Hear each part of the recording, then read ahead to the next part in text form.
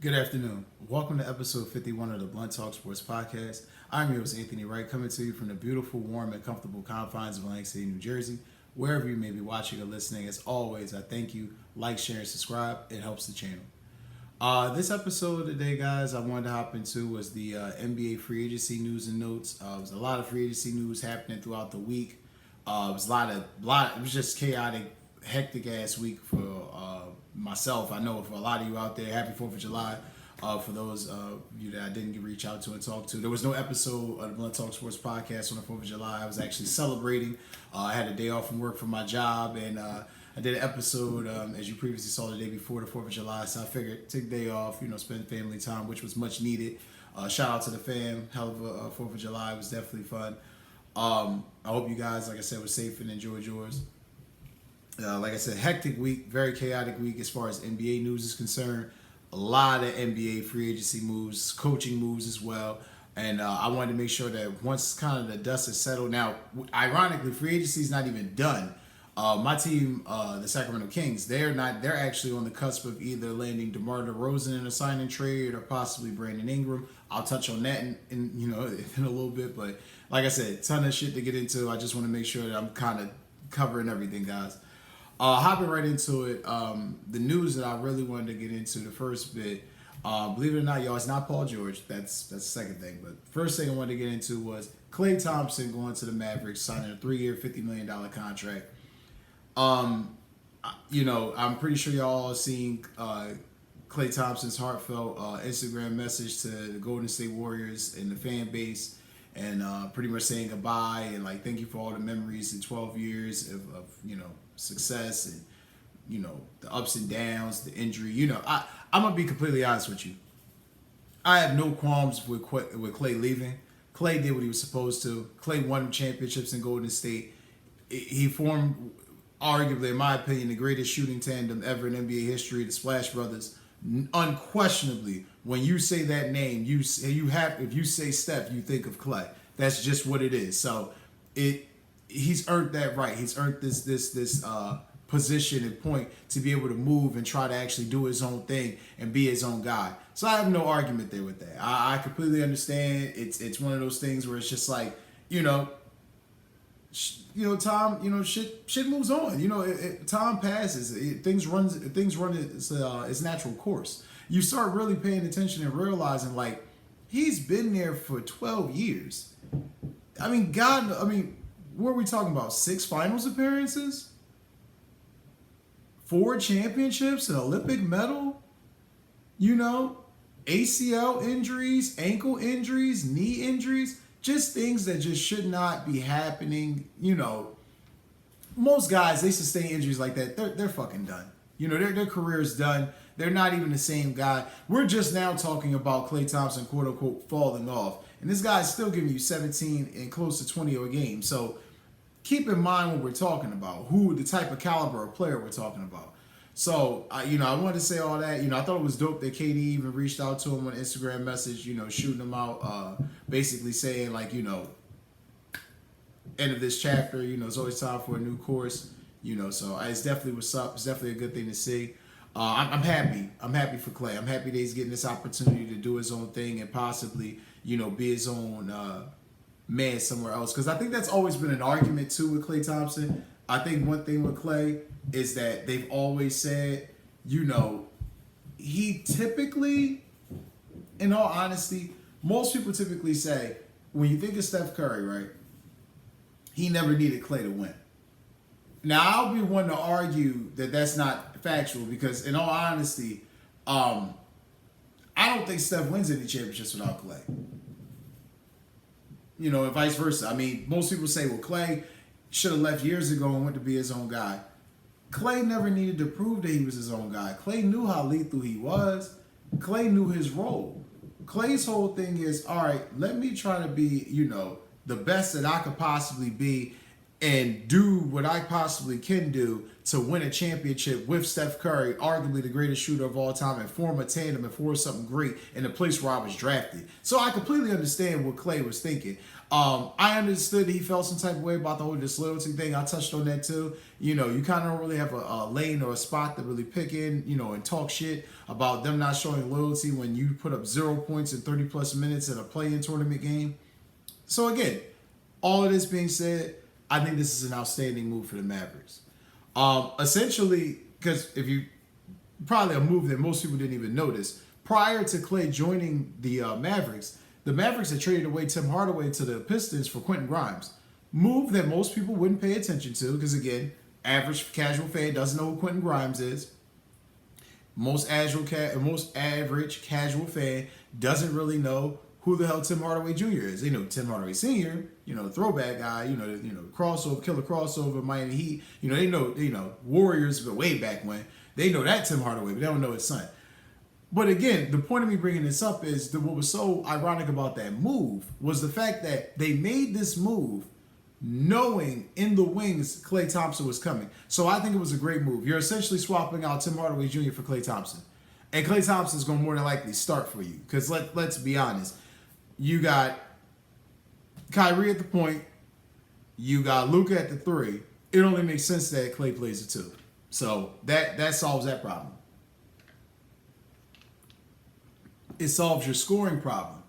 It solves your three-point inefficiency problem. Now, I admit, Klay has not been the three-point shooter that we've kind of been accustomed to him being within the past, 10 plus years. Hell, I would even say 5. But to be honest with you, if they even had a Game 6 Klay Thompson, for lack of better words, or a Game 2 Klay Thompson for any stretch of that NBA Finals, who knows the course of this, how that series may have went. However, great addition for the Mavericks. The Mavericks are trying to definitely compete. I don't know what this will mean for in the long run, because, I mean, let's be honest, he got less money than Malik Monk, so good deal as far as the Mavericks are concerned. Klay got the money he felt like he needed to take. He's still going to have a shot at the championship. He's still going to be able to compete against some guys in Golden State, so we'll see. It'll be very interesting when those games happen and how they play each other and how tested it'll be, because going to the Mavericks is definitely a clear indicator that he doesn't feel that the Warriors are going to win a championship. And obviously the Mavericks are closer than what the Warriors are right now at this moment. So it's going to be interesting to see. Like I said, but shout out to Klay Thompson for making the move. Shout out to the Mavericks for trying to, make championship moves and put themselves in position to win. And we'll see how the Warriors adapt to this, because the Warriors lost, another person too, and I'll be touching on in this episode as well. But Warriors lost a couple people. We knew change was coming, but seems like it's coming abrupt and fast in Golden State this offseason. Now, this next thing I wanted to touch on, and I definitely want to get on this because I've had comments, people stop me. I have people talk to me at my house, the barbecue, a couple other various places, out about the liquor store. I've had people literally ask me countless times, what do you think about the Paul George move? Now, I'm pretty sure some of y'all may have saw my short that I posted when I gave like a little brief comment on it, because I was literally that frustrated. I mean, that day, I'm walking fuck around Atlantic City, and I'm trying to I'm just moving around, seeing people, shooting shit, hey, what's up, and it's more or less like, yo, what you think about Paul George? Do you think it was a great move? And I'm like, not really, but I'll talk to you a little bit later about it. I'll talk about it. Just watch the episode. Now you gotta tell me, man. Come on, well, Paul George, man, he's a great player. Here's my thing, right? I said this in a previous stints. I was trying to warn Sixers fans what I saw, what I was reading, what I thought may have been coming. This by far is the worst. And it will go down. It won't go down now. It will later. It will go down as one of the worst free agency decisions the Sixers have ever made. Now, I've had friends of mine, some of the bros, shout out to y'all, literally say, hey, look, well, what about Andrew Bynum? Or what about, Buddy Hield, them bringing him in? Or what about them, bringing in, these countless guys throughout the years, Ben Simmons drafting him, Markelle Fultz drafting him. Look at all but notice hence the term I said free agency, right? Paul George is one of these players where, and I want to make this again a full disclaimer. I don't have no axe to grind against this man. I don't know this man personally. I can't speak on this man's character. I can only speak on his basketball game and what I see on the television, my tablet, or my phone whenever I'm watching. Okay, so here we go. The man's living on fucking fame from 2012. I don't understand how people are like really caught up in this world when like I've even read some posts where some younger players are like Brandon Miller, the Charlotte Hornets, and I have the quotes here for you so you can see them shortly, where he says, you know, PG's the GOAT. That's his GOAT player. Man, listen, whoever your GOAT is, that's your opinion. I ain't arguing that with nobody. People say Jordan's the GOAT. People say LeBron's the GOAT. Some people say Kobe's the GOAT. Some people say Shaq's the GOAT. Kareem, whatever your opinion is. Here's the thing. Paul George ain't no damn GOAT. I don't even know if he's sheep, but he damn sure ain't GOAT. I can promise you that. This is the thing that kills me with this guy. I hear people, and it's not Paul George, it's people that argue for Paul George as if he's done what LeBron has done, or what Dwayne Wade has done, or what Kobe has done, or hell, Jason Tatum. I mean, I'm like, yo, y'all, this man has never been to an NBA Finals. He's been to an Eastern Conference Finals. He's been to a Western Conference Finals. And all in full disclosure, 2021, when he got there with the Clippers, if Kawhi's healthy, they probably go. In all honesty, they probably go. Being fair. Outside of that, what the fuck has Paul George done to warrant 4 years, $212 million? Oh, he was an all-NBA player. He's an all-star. This guy perennially chokes in the fucking playoffs. He has an injury history. You're worried about Joel Embiid. You just signed an older asser, more expensive Tobias Harris. Paul George cannot, like, I don't think people understand. Paul George has not been healthy since that horrific, horrible leg injury that he suffered in the FIBA tournament several years ago. Okay, so I get it. You know, he rebounded, wound up having a good career, making some of himself, contending, all of those things. Here's the thing, though. The assumption is, well, he's with Joel Embiid and he's with Tyrese Maxey. And all they got to do is have a bench, and they got Nick Nurse. I get all of those things. This will look good. Are they beating the Celtics? No. And that's what it's going to take to get out the East. So what are we deluding ourselves with? Well, if Embiid's healthy, I got news for you. If Embiid's healthy, you beat the Knicks, and you still lose to the Celtics. It's just no matter how you try to make this cookie crumble, you're losing to the Celtics. There's not a team in the East right now that is able to beat Boston straight up and where you definitively feel confident enough to say, yeah, Boston's going to lose in a series of them. They went 16-3 through this postseason. They had some of the worst 3-point shooting I've ever seen in the NBA Finals and still won the damn championship. So when you're sitting here, you're talking to me about Paul George don't move the needle. I know there's people that's argue with me, Brandon Ingram, he's good, but you know what he is? He's young and he's a scorer. He's young and he's a scorer, and I get it. He doesn't play great defense. So doesn't Paul George. So you essentially just signed an older guy who can score, but is more on the back end of his career trying to look and search for a championship. And he came to the Eastern Conference. I make no mistake about this when I'm saying they're not better than the Celtics. You got to be Boston to get out the East. And the reality of the situation is, right, you start taking into account your division's harder. The Knicks are there. Knicks are going to be a problem. Now, I'll be honest, if the Knicks don't really get a center or some big man of credence, then that's a non-fucking factor. But again, these are still teams you're going to have to contend with. The Cavs, I mean, who knows? I mean, they're in limbo. I'll talk about them shortly too. The Cavs, we don't know how they're the Magic. You know what I'm saying? Like, there's so many different teams. The Bucks. Hell, how would the Bucks be? If I'm Philadelphia, Brandon Ingram, DeMar DeRozan could have solved this problem. Now, I know people would say DeMar DeRozan, well, hell, and he ain't moving the needle. You're in the East. You need a guy that can score 20 to 25 with Embiid and Maxey. That's what you need consistently. You have that consistently with a decent bench. You're a top seed in the Eastern Conference. You're fighting with Boston to represent the East. That's the real of the conversation. That's the crux of it. So I don't really understand when people say, well, that's why you grab Paul George, a man with an injury history, a man who doesn't play most of his seasons full. When you already most of a full season, and then you have Joel Embiid, who is perennially injured. Why would you give this much money to Paul George? Well, we gave the money to Maxey. Well, of course you want to give the money to Tyrese Maxey, which again, shout out to Tyrese Maxey. 5 years, $204 million. Boy earned it. Played a hell of a postseason. To me, that's even more the reason why you get another younger player, because to be honest with you, Embiid's in his early 30s. Embiid's got another 5 to 7 years. After that, it's like, barring a horrific injury, Embiid's got another 5 to 7, okay? If I'm looking at Tyrese Maxey, I'm like, that's the future of the franchise. Let me get young talent around this guy.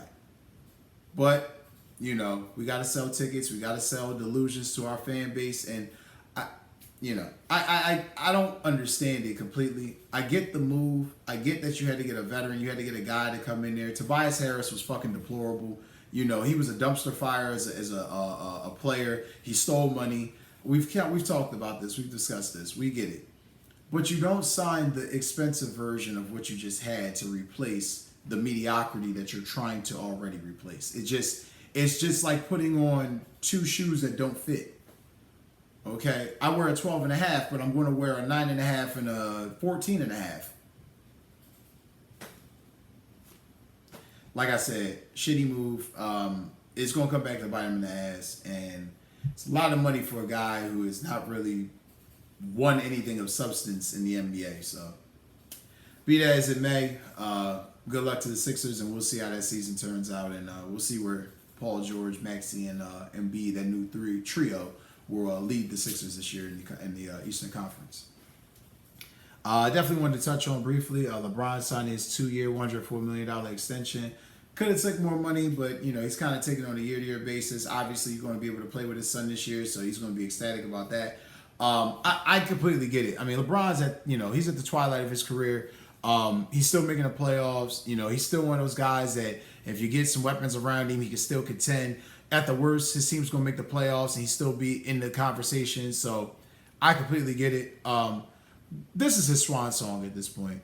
LeBron's won the championships. He's won the MVPs. He's going to probably win another damn gold medal this year with the Olympic roster. I mean, it seems like the Olympic teams are locked to win, but we all know international game has risen, so we'll see. But the interesting caveat in this extension, his contract comes with a player option for 2025, 2026, obviously taking it year to year, and he has a no trade clause. So all that fucking conjecture you've been hearing on the media about, well, they might trade LeBron to try to get more assets, there is no trading LeBron. They're committed to LeBron. LeBron's going to be a Laker. LeBron is a Laker. This is what it is. Going even forward, we're going to go into Donovan Mitchell signing his extension with the Cavs. I'm not really shocked or dismayed about Donovan Mitchell signing his extension with the Cavs. My question more or less is, what the fuck is going on in Cleveland? JB Bickerstaff gets fired. Obviously Donovan Mitchell was cool with it. We know how the NBA works. Star players don't sign off on coaches getting fired unless they're okay with the move. Kobe Altman kind of like pointing fingers, deflecting, but at the same time trying to hold it together. Not really knowing the direction of this team. They just brought in, names drawing a blank, Kenny Atkinson, former Nets coach, was assistant in Golden State. They just brought him in. So again, not really understanding what the plan is. You made the second round of playoffs, you lost. You're not really, you barely beat the Magic, so I can understand. You probably should have beat that team handedly. You didn't. I understand. Magic also a little bit better than what people expected, but whatever. And then they just gave Kentavious Caldwell-Pope all that fucking money. I mean, I get it. You're trying to get shooters around Paolo, but I'll touch on that later. Anyway, Staying on topic, Donovan Mitchell and the Cavs. I don't really understand what's going on in Cleveland. I don't know what the psychopathy or the operative Miranda is. Hopefully, him signing that extension, they're able to get talent around him because he has a bunch of big men that can't spread the floor. He has guards that are helping him clog the backcourt. So not really sure what the direction is there in Cleveland. But shout out to the Spider for getting his money. And another guy who just signed and got major money was Jason Tatum. I mean, I don't know if there's a guy that's had a better summer than him. Name him, because I can tell you now, $350+ million supermax extension. We all knew this was coming after they won the championship and the season that he had. We knew he was getting an extension. And what I thought was already impressive is this man's already in the gym working out for next season. Things that we expect and warrant out of our championship athletes, we want to see. We want to see these guys busting their ass in the offseason to make sure that their team is in position to compete and give us that hope that we're providing or buttressing behind the team. Oh, you're going to win X amount of games. Oh, you're going to win the championship. That just fortifies that as a fan. So if you're a Celtics fan, that's great to see. If you're just an aficionado or a lover of basketball, a lover of the game, you already know that this is great to see. I mean, he's already working hard at it, so Celtics going to be a problem. As I was just stating, a lot of teams in the East are trying to make moves to be better than them, but, I don't know. Like I said, I don't really see it happening right now. Celtics doing everything they possibly can to let you know they're going to be back in it again next year. So shout out to Tatum and shout out to the Celtics for making sure they got him locked up. This one's a bit of a funny one. I like this one. This is our favorite, in his words, and I'm probably butchering his quote, so I don't want to quote him, paraphrase it. Our favorite whitest black guy in the NBA, Isaiah Hartenstein. He goes to the Thunder, 3 years, $87 million. I mean, Hartenstein is not a scorer. He's a body who provides, length and a little bit of defense. So kind of understood the move with that. Not really too shocked with it, but, he's just really a body and a cog at this point. Really more or less got the contract for the position, not really because of his play, because we all saw against Embiid he was getting bodied.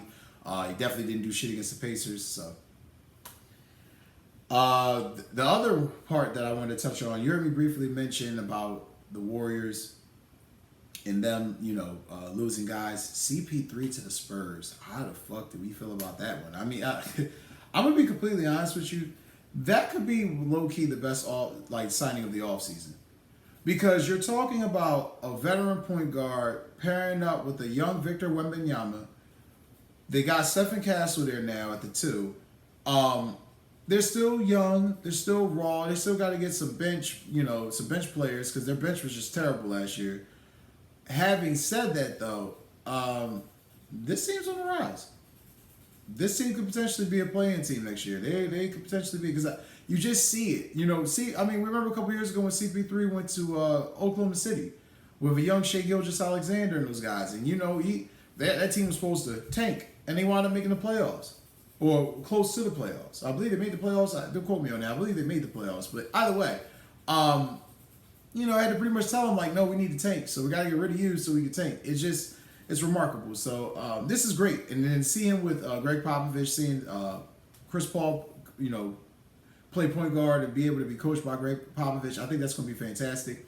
I think seeing this team develop and seeing Wembanyama's development is going to be fantastic. So shout out to the Spurs. Shout out to R.C. Buford and them for making the right signing and getting a veteran in there that's going to definitely help them this year. Not, a guy that's just a bench rotation guy. A guy that's actually going to come in and help them now.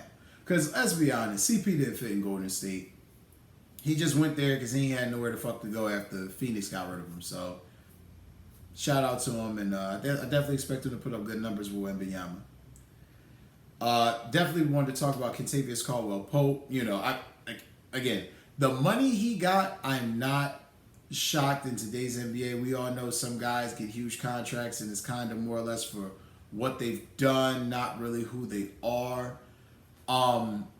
That being said, I don't really understand the Magic's philosophy. I understand Kentavious Caldwell-Pope. I don't know if I understand it for that type of money.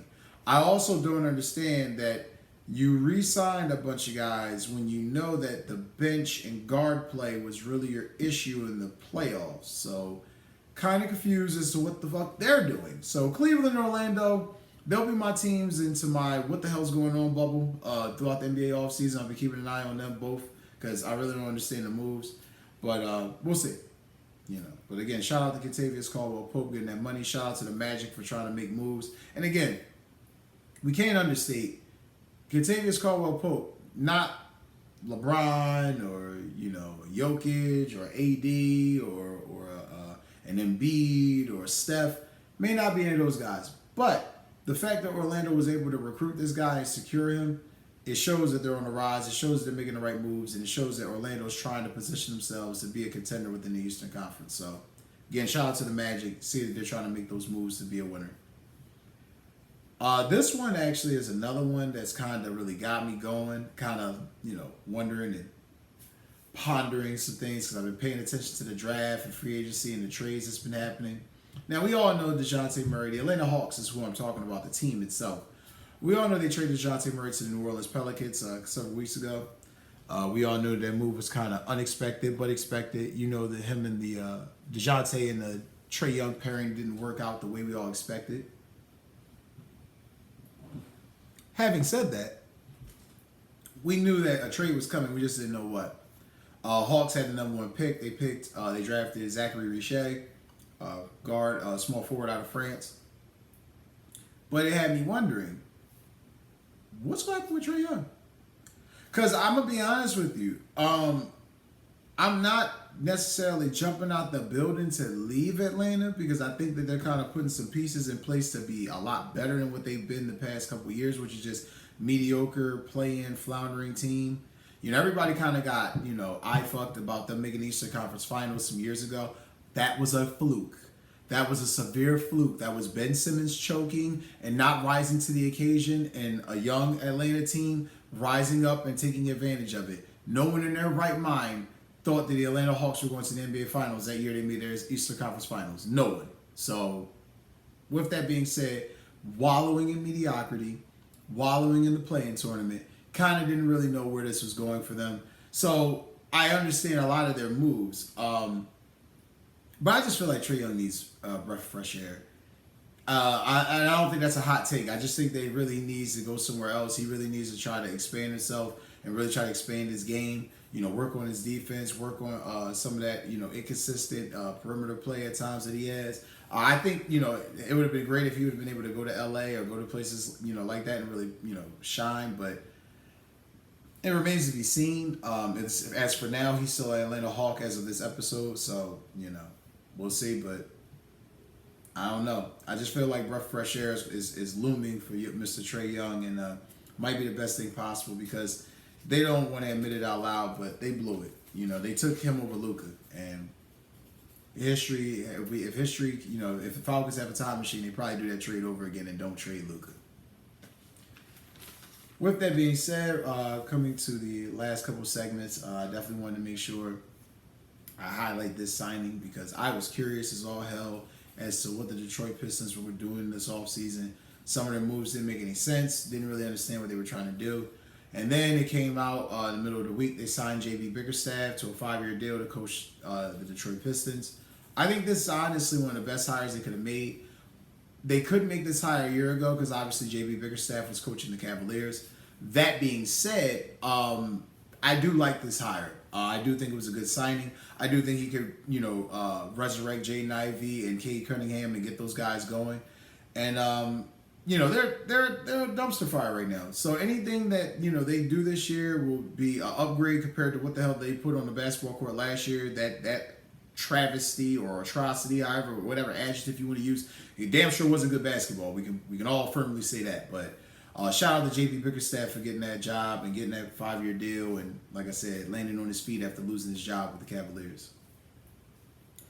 And as I always state, as Vanessa Williams eloquently stated, save the best for last. I wanted to hop on this segment because, as y'all know, I've stated before, loud and proud, I'm a Sacramento Kings fan. Like the beam. That being said, the Kings kind of low-key been in some trade news the past week. All week I've been kind of hearing that Sacramento was going to make a big move. You kind of heard in the beginning it was Brandon Ingram. Then you heard it was Lauri Markkanen. Jazz said no to any Lauri Markkanen trade. Now we're hearing this DeMar DeRozan, which I think is probably the most feasible. We have reports that Adrian Wojnarowski commented yesterday on ESPN Sports Center that within the next 24 to 48 hours, within the moratorium, this is going to get worked out. A third team is going to help facilitate this trade between Sacramento and Chicago. And DeRozan will essentially be going to the Sacramento Kings, as he has kind of alluded to the Bulls and to the Kings that this is the move that he wants to make. I've stated that I've wanted Brandon Ingram, but I'm happy with DeMar DeRozan as a third scorer behind Fox and Sabonis. You know, I have no arguments with that. Might be a guy that can help get you to the second, possibly third round in the Western Conference. Not really sure, but arguably, as of right now, he's not a king yet. So again, this is just conjecture. It's just what's being rumors being reported, substantiated by some small iota of fact. But if DeMar DeRozan becomes a king, or if Brandon Ingram becomes a king, I'll be happy either way. We need that scoring option. We need that 20 to 25 point per game guy. So either way, it's going to help that team. And we've had a low-key great offseason, getting Malik Monk back, signing Mike Brown to the extension. We did lose Jordy Fernandez to the Nets, which kind of sucked. You know, I didn't like that move at all. But you can't stop a guy's progress. You kind of understand how that works. So, but low-key a good offseason for Sacramento. And they're going to try to seal the deal with one of these two guys. I'm ecstatic to see whatever one it is. What will it cost? I'm glad that they announced yesterday. They firmly announced that Keegan Murray will not be a part of any trade package, which I think is fantastic because let's be honest, if you let go of him, and you've already let go of Tyrese Halliburton, you're kind of setting yourself up for, disaster. Because, De'Aaron Fox, when he gets older, what other option will you have as a scoring option or threat? So, kind of a smart move for the Kings to kind of let that be known. Don't fucking ask. He ain't getting moved. So, again, like the beam, Sacktown, we in the building. Anxious to see it. I've been watching it, guys. My fellow Kings fans have been keeping an eye on Sean Cunningham's reports. Sam Amick from The Athletic, and also Adrian Wojnarowski. I've been keeping an eye on all the reports, anything that's been popping up. James Ham. Shout out to James Ham also, too, for the great reporting he's done for Sacramento this offseason. And consistently been doing on Sacramento. But, ultimately, I will have an update for you as soon as that happens. But, exciting week in the NBA. Exciting times. And definitely was happy to report all that to y'all. As always, like, share, and subscribe. I thank you. I hope you guys enjoy your weekend. Take care, be safe, and enjoy. And definitely stay tuned to the next episode. Next episode will probably be out in about 2 days. Got work coming up in the next couple of days, but you'll definitely be seeing that episode coming. Also, I'm officially will be able to do my first live stream episode in a couple of days. I will be doing that. So if you're online and you're on YouTube, definitely hop in, check out, hit me on a comment. We'll talk about a little bit of everything under the sun, but definitely sports because it's the Blunt Talk Sports Podcast, and that's how we keep it blunt as hell. As always, guys, thank you. Like, share, and subscribe, and have a great day.